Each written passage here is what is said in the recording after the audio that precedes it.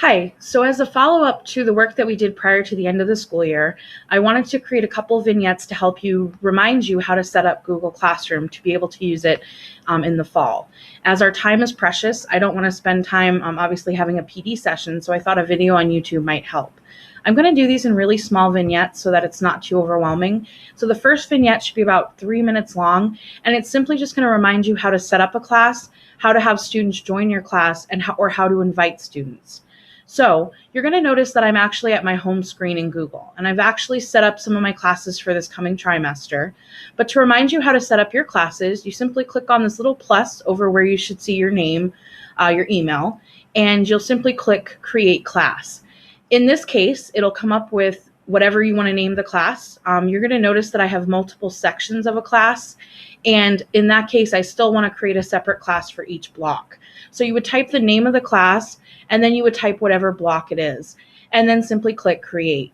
Once you're done, it'll appear as a square in your home screen. If you decide that you've accidentally spelled the name wrong or whatever, you simply click on these three little dots and you can click Rename. So it would make it whatever you need to fix it. When you finish at the end of a trimester, you click on these three dots again, and I would recommend that you archive your class.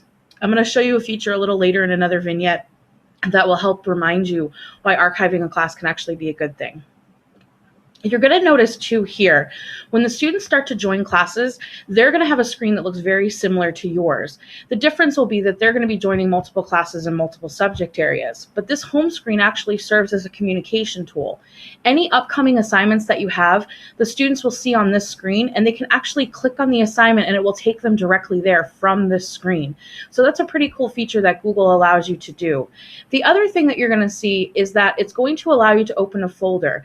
I always tell the students not to worry about this, but it will take them to the Google Drive folder for this particular class. They don't really need to go there, but if they're wondering how to get there, they can do it from here. All right, so let's click on the Google test class that I created. And to end this session, I'm just going to remind you what to do to have students join. There are two ways that students can join your Google Classroom. The first is they can actually type in this code that you see down here. It's usually 7 characters, mainly letters and sometimes a number thrown in. And the students will go to the home screen that we talked about before, click on the little plus, and they'll type in join class. And then they will type in the code. It will ask them for the code, and they will simply type the code in. And then they will be a part of your classroom. The other way that you can get students to join is by actually inviting them. And we actually have a directory in our school that will allow you to do that. So you simply click on invite, and I don't want to keep the screen open for too long because it is public, but you can type the student's name in and each student and add them to the list. And at the end, you can actually invite all of those students. For confidentiality reasons, I can't open that screen up and type in students' names. But if you need more help with how to do this, please come see me.